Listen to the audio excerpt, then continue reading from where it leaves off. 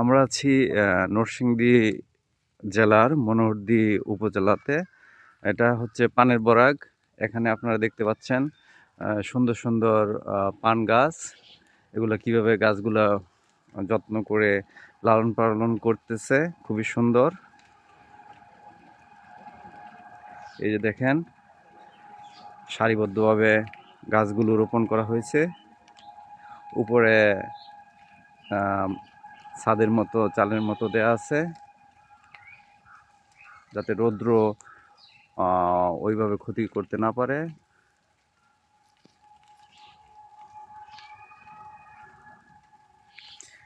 পানের বাগানে আবার কাঁচামরিচ গাছও আছে।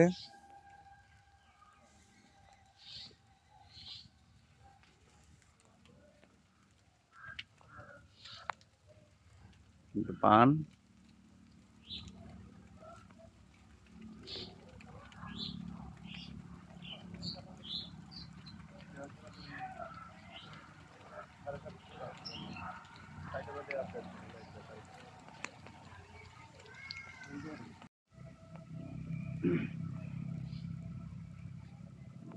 ফেসবুকে ছাড়বেন তো আমি নিজেও কখনো ফেসবুকে ছাড়িনি। আচ্ছা ভাইজান, আপনি তুই বাগানের মালিক না? জি আলহামদুলিল্লাহ। আচ্ছা, আপনার একটু ডিটেলস যদি বলতেন। জি প্রশ্ন করেন, কি বলতে হবে? আপনার একটু পরিচয়টা আগে দেন।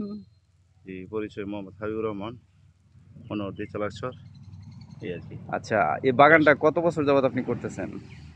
বাগানটা মূলত মাশাআল্লাহ আলহামদুলিল্লাহ 30-40 বছর তো হবে ইনশাআল্লাহ।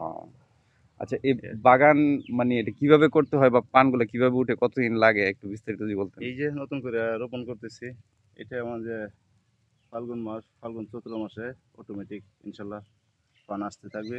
যতদিন আপনি রাখতে পারেন ঠিক আছে, অতদিনই আর কি ইনশাআল্লাহ। বুঝছেন? পান কি সারা বছরই হয় না? ইনশাআল্লাহ সারা বছর। এই যে এখন মানে মোটামুটি 2-3 মাস পর এই পৌষ মাঘ 2 মাস আর কি পান একটু নিয়ে স্লো হয়ে যায়, তখন আবার ফাল্গুনে অটোমেটিকই চলে। এখন একটু নিয়ে জ্যাম হয়ে যায়। আচ্ছা, পান পান ইয়াতে এটা তো পান বাগ বলে না? পান বাগের মধ্যে এই পান বরফ ছাদ বলে, পান এগুলো দিতে বাগান হয় কেন? বলে। এগুলো মানে কি কাজে আসে? রৌদ্রে যত না আসে, কুয়াশা যত বেশি না পড়ে, ওইটার জন্য আর কি, রৌদ্র ছায়ার জন্য।